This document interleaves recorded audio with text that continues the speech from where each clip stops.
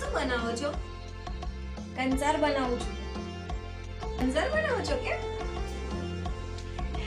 મને તો કંસાર બનાવતા આવડતું જ નથી, મને શીખવાડજો ને. હા હા, તને પણ શીખવાડીશ. તું પણ શીખી લેજે ને તારા છોકરા થાય ને ત્યારે તું બનાવીને ખવડાવજે એમને. મમ્મી, તું પણ કોને કંસાર શીખવાડવાનું કે છે? એ ક્યાં કોઈને કંસાર બનાવીને ખવડાવવાના હતા? 8 વર્ષથી તો કંઈ ખુશખબરી આવી નથી, તો પછી આગળ પણ શું આવવાની હવે? મારા ભાઈ માટે તો કેટલી સારી સારી વાતો આવતી હતી, તમને લોકોને જ ખબર નથી. બેઠો હવે શું? પણ તમે શું કામ આટલું બધું બોલો છો? તમે નાના છો તો નાનાની રીતે વાત કરો ને. જો મમ્મી ભાભી મને કેટલું બોલે છે સામે ને સામે. મમ્મી તમે પણ કંઈ કહેતા નથી. હા તો એમાં ખોટું શું કહે છે? અમારી પણ ઈચ્છા હોય ને કે અમારા ઘરમાં પણ બાળક રમે, અમે રમાડીએ એને. દાદા દાદી બનવાનો શોખ કોને ના હોય? હરખ તો હોય ને. હા, એ તો મારી મોટી બહેનનું સીમંત આવ્યું છે ને એટલે કાળ કાઢી રહ્યા છે મારી ઉપર.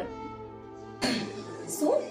મોટી બહેનનું સીમંત આવ્યું છે અને તમે મને જાણ પણ ના કરી મમ્મી? આટલી બધી પારકી હું. હા તો શું કામ જણાવીએ તમને? નજર લાગી જાય તો મારી બેનને? શું મારી નજર લાગી જાય એમને? મમ્મી, લોકો તો વાત કરતા જ હતા અને લોકોના મેણા તો હું સાંભળતી જ હતી, પણ તમે પણ ઘરના લોકો જ આજે મને આવી રીતના મેણા ટોણા મારશે તો કેવી રીતે? મારું તો આ ઘરમાં રહેવું જ મુશ્કેલ થઈ જશે મમ્મી, ને મારે આ વિશે એમને સાથે વાત કરવી જ પડશે. ભાઈને આવા તો બધું જ કહું છું હું. હલો, તમારા મમ્મી તમારા કાન ભરે પહેલાં હું તમને ફોન કરીને જણાવું છું કે તમારા મમ્મી, તમારા બેન બધા જ નાનાથી લઈને મોટા સુધી મને આજે મેણા ટોણા મારી રહ્યા છે. એમાં મારો શું વાંક છે? અને એ લોકો તમને પહેલાં ચડાવે, તમારા કાન ભરે પહેલાં હું તમને કહી દઉં છું કે તમારે ફેસલો લેવો જ પડશે. કાં તો મને છોડી દો, કાં તો પછી મને અલગ ઘર લઈને રાખો. કેમ કે આ લોકોના મેણા ટોણા તો હું સાંભળતી હતી જ. આ લોકોના ઘરના લોકોના પણ મેણા ટોણા મારે સાંભળવાના. અને આટલું બધું તમારી નાની બેન કેટલું બોલે છે. મારું પણ કોઈ માન સન્માન છે કે નહીં? મને પણ કેટલી તકલીફ થાય છે. તમારે આજે તમે ફેસલો લઈ લો, કાં તો પછી હું ઘર છોડીને જતી રહું છું.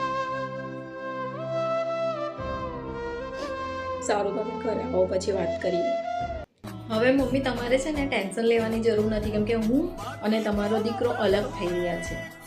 તો હવે તમે શાંતિથી રહેજો અને તમારા મોટી દીકરીના શ્રીમંતમાં કોઈ જ નજર નહીં લાગે ને કોઈ ખલેલ પણ નહીં પહોંચે. તો તમે ટેન્શન વગર તમે શ્રીમંત કરી શકશો. ને રહી વાત મારી, તો ભગવાનની ઈચ્છા હશે ને તો કાલે મારું પણ શ્રીમંત આવી જ જશે.